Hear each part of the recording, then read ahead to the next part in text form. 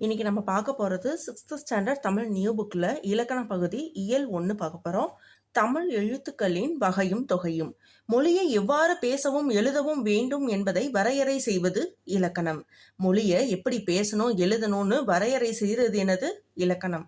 தமிழ் மொழியின் இலக்கண வகைகள் 5. அது என்னென்னு பார்த்தோம்னா எழுத்து இலக்கணம், சொல்லி இலக்கணம், பொருள் இலக்கணம், யாப்பு இலக்கணம், அணி இலக்கணம். எழுத்து, சொல், பொருள், யாப்பு, அணி. இது உங்களுக்கு தெரிஞ்சது தான், இதனால ரிவிஷன் பண்ணிக்கோங்க. ஒளி வடிவமாக எழுதப்படுவதும் வரி வடிவமாக எழுதப்படுவதும் எழுத்து எனப்படுகிறது. ஒளி வடிவமாக எழுதப்படுறதும் வரி வடிவமாக எழுதப்படுவதும் என்னது எழுத்து. இயல்பாக காற்று வெளிப்படும் போது உயிர் எழுத்துக்கள் பிறக்கின்றன. இயல்பாக காற்று வெளிப்படும் போது தான் உயிர் எழுத்துக்கள் பிறக்கிறது. இது எந்தெந்த செயல்பாடுல நடக்குது அப்படின்னு பார்த்தோம்னா, வாயை திறத்தல், உதடுகளை விரித்தல், உதடுகளை குவித்தல். வாயை திறத்தல், உதடுகளை விரித்தல், உதடுகளை குவித்தல். 12 உயிரெழுத்துக்கள் இருக்குன்னு தெரியும். அதாவது அ, ஆ, இ, உ, ஊ, அதாவது ஔ வரைக்கும். இப்போ அதில் குறில்னு பார்த்தோம்னா ஆ, இ, உ, ஏ, ஓ. நெடில்னு பார்த்தோம்னா ஆ, இ, உ, ஏ, ஐ, ஓ, ஔ.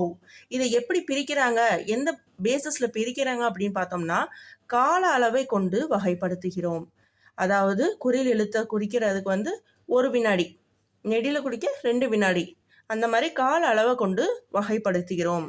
மாத்திரை, அதைத்தான் மாத்திரைன்னு சொல்லுறாங்க. கால அளவை குறிக்கும். ஒரு மாத்திரை என்பது ஒரு முறை கண் இமைக்கவோ ஒரு முறை கை நொடிக்கவோ ஆகும் கால அளவு. மாத்திரைனா என்னது? ஒரு முறை கண் இமைக்கவோ ஒரு முறை கை நொடிக்கவோ ஆகும் கால அளவு.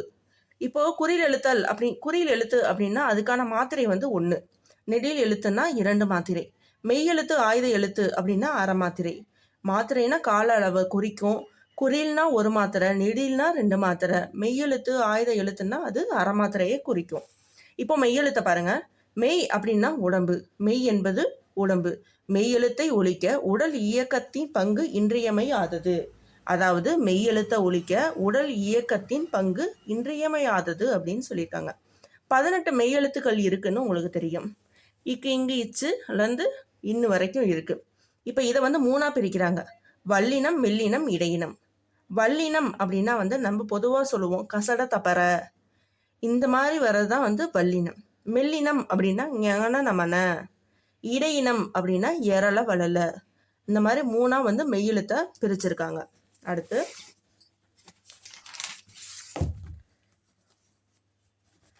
மெய்யெழுத்து 18ன்னு தெரிஞ்சிருக்கும். உயிரெழுத்து 12. இது சேர்ந்தா நம்மளுக்கு உயிர்மெய் எழுத்து கிடைக்குது. அது மொத்தம் எவ்வளோ? 216. மெய்யெழுத்து 18, உயிரெழுத்து 12 சேர்ந்தா உயிர்மெய் எழுத்து. உயிர்மெய் எழுத்துலையுமே உயிர்மெய் குறில், உயிர்மெய் நெடில் இருக்கு. அந்த உயிரெழுத்தை பேஸ் பண்ணி உயிர்மெய் குறில், உயிர்மெய் நெடில்னு இருக்கு. இப்போ பாருங்க, கபிலர் அப்படின்னா இதை எத்தனை மாத்திரை அளவு கொண்ட ஒரு எழுத்து அப்படின்னு சொல்லுவோம்னா, க அப்படின்னா ஒரு குறில் எழுத்து, அதுக்கு 1 மாத்திரை. பி அப்படின்னாலும் ஒரு குறில் எழுத்து, அதுக்கு 1 மாத்திரை. ல அப்படின்னாலும் ஒரு குறில் எழுத்து, அதுக்கும் 1 மாத்திரை. இர் அப்படின்றது ஒரு மெய் எழுத்து, அதுக்கு அரை மாத்திரை. க இதுக்கு எப்படி குறில் எழுத்துன்னு நான் சொன்னேன்னா, இக்கு கூட்டல் ஆ அப்படின்னு வரும்.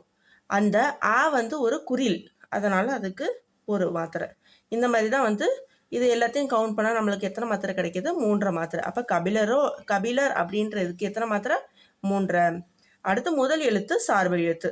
அடுத்த வீடியோவில் பார்ப்போம். தேங்க்யூ.